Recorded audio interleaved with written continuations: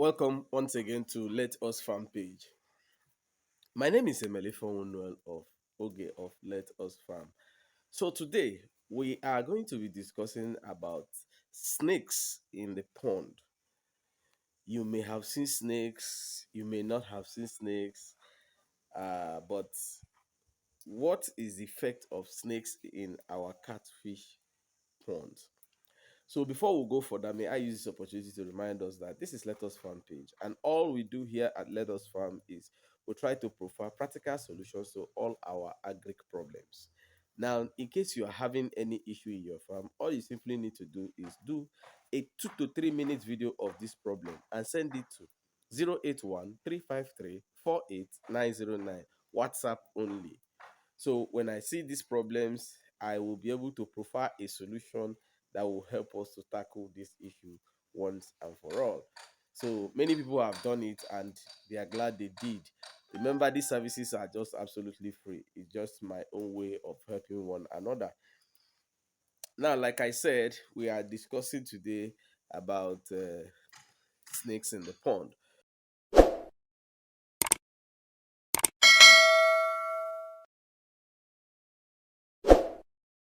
You get is the best that will help you in your farm. So we're going to discuss this topic. I'm going to tell you some of the advantages and some of the disadvantages, if any. I will be right back.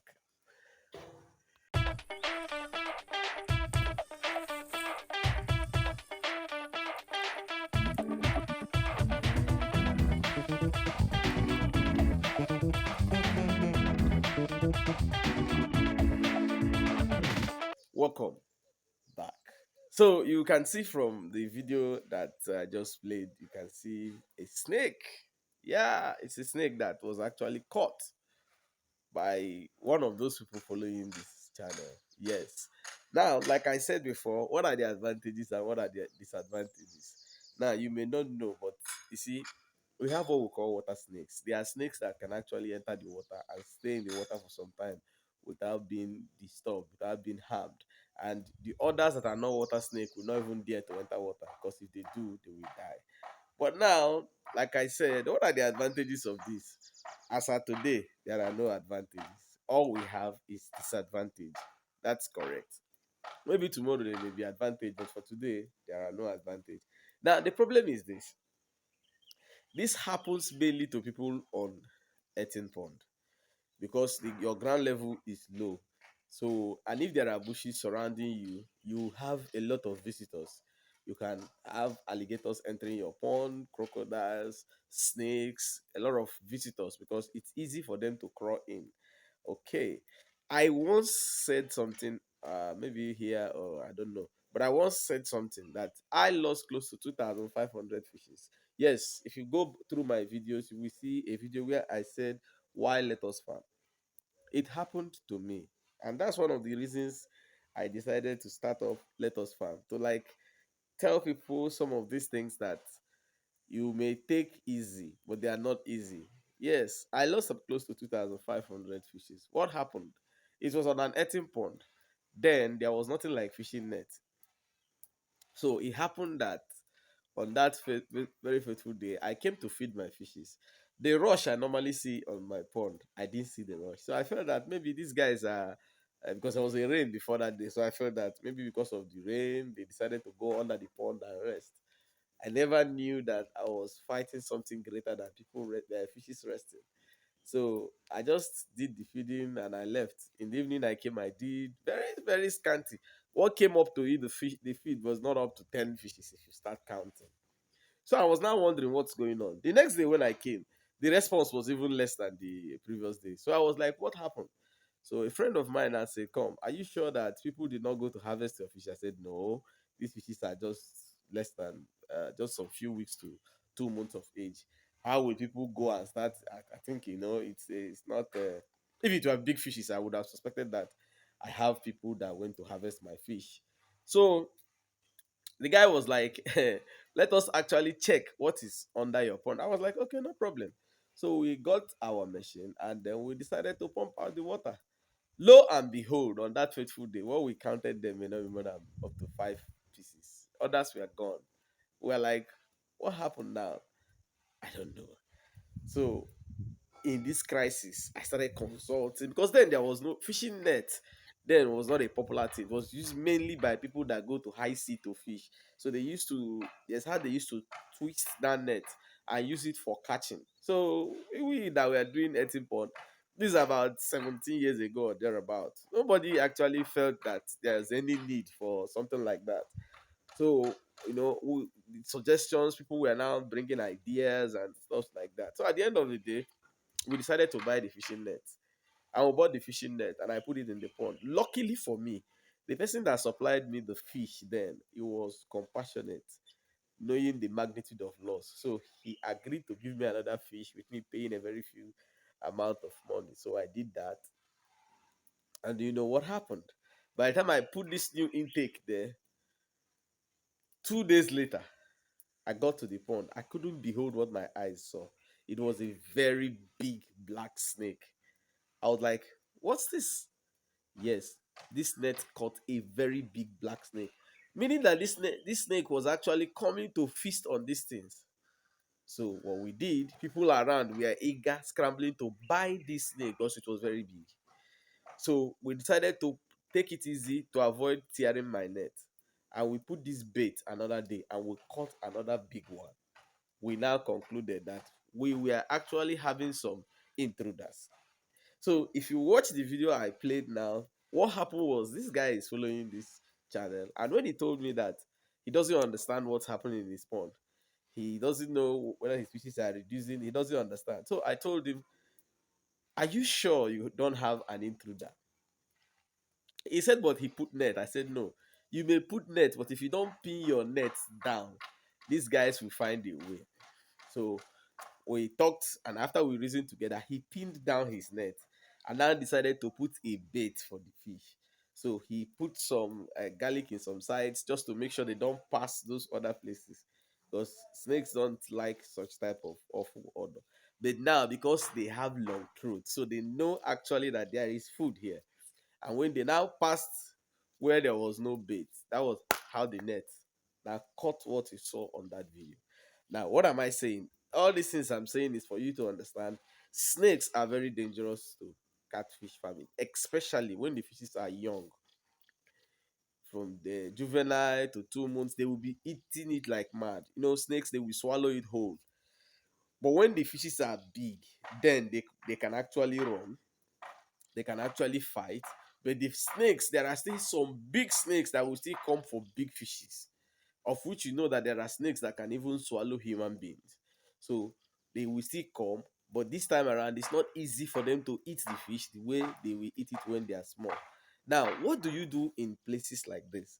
Best thing, like I said, is if you have an eating pond, try and keep your surroundings clean. Some people will tell me that they are afraid that when they use pesticide, it will affect your fishes. It will not affect your fishes. All pesticides you are using, they are contact pesticide. Even the one that is 7 days, they are still contact. What they do is that they need to touch the grass to kill the grass. Now, they cannot kill your fish in your pond. Why? Is that the quantity that will kill your fish in your pond means that you have to put a very reasonable quantity, which will, maybe you have to pack a whole carton. Will not even affect your pond if your pond is that big. That is the reason why when you are using such things and the thing it enters your eye, you are told to wash off your eyes immediately, because when there is too much water, it kills the power. So don't be afraid that such thing will affect the fishes in your pond. No, fleet the environment of your pond, fleet everywhere, so that those grasses will go. When they die, they will now be open. They now give you an open view of what's happening in your pond. Then you net your pond. When you net your pond, see, some people think that netting pond is just for birds. It's not only for birds. There are a lot of things that can crawl into your pond. Like I said, alligators do enter people's pond. And alligators can tear your net. But if the environment is very neat, these alligators, they have sense. They know that if they come, people may see them. So what you do is pin down your net. So if an alligator is entering your pond, you will know. How will you know? When you come, either you see the footsteps or you see that they've turned the net. You will know that it is no longer snake. But if it's snake, it will not tear your net. It will only look for a place that is not pinned to the ground and enter the pond there. And the problem about snakes is that they swallow a whole lot. So a snake can be inside the pond now and keep swallowing the fishes. Like I said in my own, it's just within a night that this thing, when I noticed the effect, I didn't know they were coming before. So by that day, they now did a big damage. So all they need to do is just to open mouth and swallow enough at a time. So for you to avoid this kind of catastrophic disaster, pin down your net. You see, it's not just putting it on top that matters. I said pin it down, pin the edges down. So when you pin the edges, what we do is that you cut wood and use the wood to pin it down so that the net actually covers down. So with this, you know that, yeah, before this guy will enter the pond, because what happens is that when they put their head in that net, the net has small holes. So anytime they shake their body, it keeps tangling them. It keeps tangling them. So as they are trying struggling, the thing will now keep tangling them. So that is how that net actually catches the snake.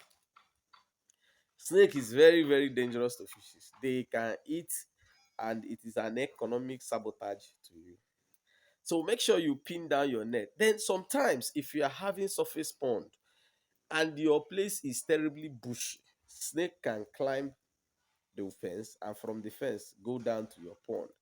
But this doesn't always happen. Like I said, it's mainly on earthen pond because it's easy for them to go. But then, if you are using surface pond, you may not be afraid to start putting net on top. But what you have to do is keep your environment clean. If the environment is clean, it's very difficult for a snake just to go and enter your pond because it knows that it will be seen. But if the environment is not neat, they can fall from somewhere. Then when they discover that there is feed there, they will start coming. But it is very, very rare for you to hear that snake climbed a tarpaulin pond to enter inside the pond, or a snake climbed a concrete tank to enter inside the pond. I've never had any issue like that. No, I haven't. But for earthen pond, it is in fact, it's a normal occurrence that happens always because, like I said, it is a level down pond. So it means that once they pass that pond, they hear noise. Like I said before in some of my videos, at night, fishes make a hell of noise. If you have your concrete pond or your tarpaulin pond close to your house, you may decide to go around 10, between 10 and 12 at night when everywhere is dark. You will confirm they make a hell of noise because then they are very active. So if a snake is passing in the bush at night and they get to such places, they will hear that noise. And when they hear that noise, they will hear that sound. And when they hear such type of sound, they want to know what's going on there. And that's how they do the damage. So it is very important you net your pond so that you scare away such predators and make sure that your environment is neat so that you don't incur any economic loss. I hope we actually understood all I have said today. If you have any questions on how to tackle this, kindly drop it in the comment section. And if you want me to discuss anything for you, kindly also drop it in the comment section. And like I said before, if you're having any challenges, all you need to do is do a 2 to 3 minutes video and send it to 081 353 48909 and I will pick it up from there. Please remember WhatsApp only. I don't like rejecting people's call, but it's becoming another thing. Until I come your way next time, my name is Emelifo Oge of Leros Farm. Keep farming is a way of life. Hey, y'all, come look at this.